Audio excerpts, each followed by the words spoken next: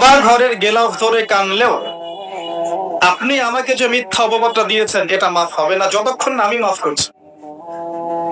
কথা কি বুঝতে পারছেন? মনে করেন আপনি আমাকে মিথ্যা একটা অপবাদ দিয়েছেন এবং ধুয়ে রেখে দিয়েছেন একদম মিথ্যা অপবাদ দিয়ে। যতক্ষণ আমি আপনাকে মাফ না করছি, কাবা ঘরে গিয়ে গেলাফ ধরে কান্নাকাটি করলো এই পাপ মাফ হবে না ইনশাআল্লাহ।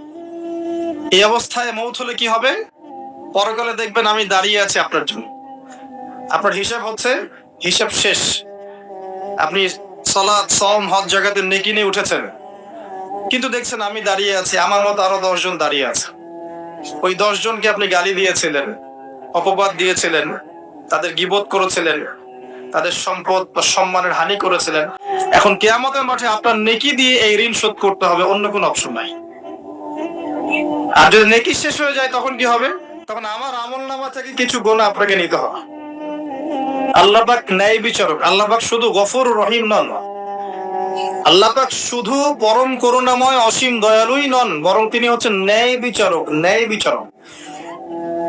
একজন ধর্ষক যদি বলে যে আল্লাহ পাক তো গফুর রহিম, আল্লাহ আমাকে মাফ করে দিতে পারে, তাহলে যাকে ধর্ষণ করলো সে তার উপর জুলুম হবে না?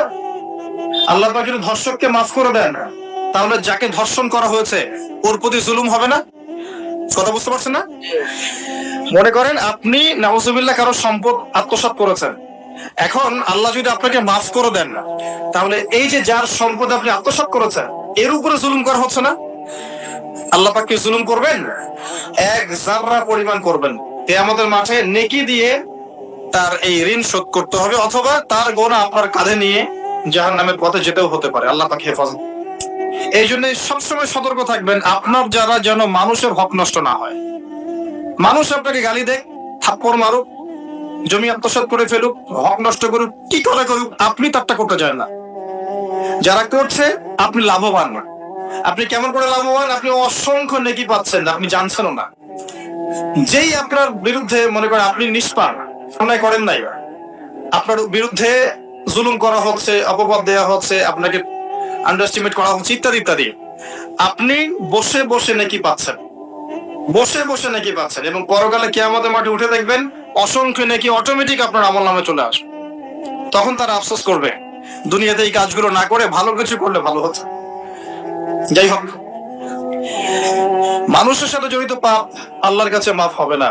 এই কারণে এই রমজান মাসে ওই লিস্টের মধ্যে থাকবে আমি কার কার ক্ষতি করেছি, থাকবেই। কিন্তু যতটুকু মনে পড়ে, যতটুকু মনে পড়ে লিখে ফেলবেন, সুযোগ থাকলে সেটা ফেরত দিয়ে দিবেন।